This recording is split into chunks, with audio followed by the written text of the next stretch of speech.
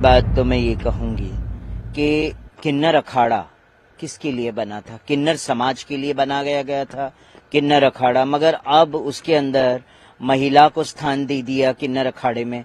तो मैं ये कहती हूँ, अगर वो किन्नर अखाड़ा है, किन्नर के बदले आप महिलाओं को अब स्थान देने लग गए हैं, तो मैं कहती हूँ इसका नाम चेंज कर दीजिए, फिर बाद में आप दूसरा कोई नाम रख लीजिए ना, है ना। और फिर उसके बाद ये है कि अन्य कई फिल्म स्टार्स आए हैं इस कुंभ के अंदर, स्नान करने भी आए हैं, भाग्यश्री भी आई हैं, और ऋचा, वो क्या नाम है, हर्षा रिचारिया भी आई।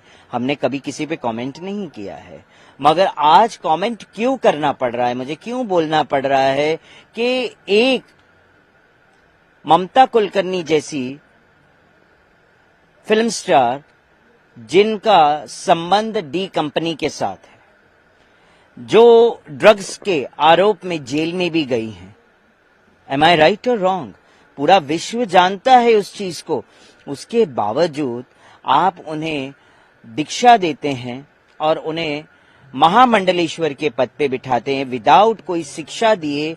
किसी को आप दीक्षा दे के महामंडलेश्वर जैसे इतने बड़े पद पे आसीन कर देते हैं।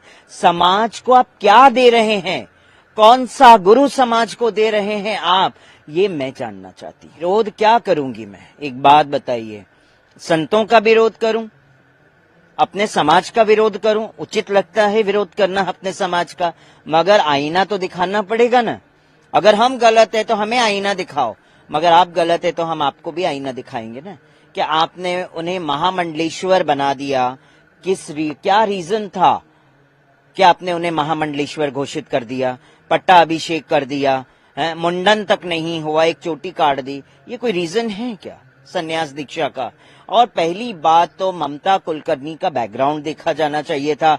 डी कंपनी के साथ उनके संबंध रहे, अचानक से वो भारतवर्ष में आती है, वीडियोस वायरल होते हैं, अचानक से कुंभ में प्रवेश कर जाती हैं, वीडियोस वायरल होते हैं, अचानक से प्रकट हो जाती हैं, और फिर बाद में महामंडलेश्वर का भी पद मिल जाता है।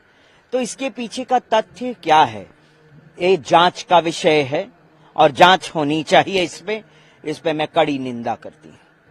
पब्लिसिटी स्टंट के अलावा और क्या हो सकता है? आप भी समझदार है, हम भी जानते हैं कि एक पब्लिसिटी के लिए आज के समय में अखाड़ा कुछ भी कर सकता है, सिर्फ पब्लिसिटी के लिए है? तो मैं इसकी निंदा करती हूँ, घोर निंदा करती हूँ। आप और भी कई फिल्म स्टार्स हैं, और भी कई हीरोइनें हैं, आप उनको भी पट्टाभिषेक कर सकते हैं, ऐसा मैं नहीं कह रही हूँ।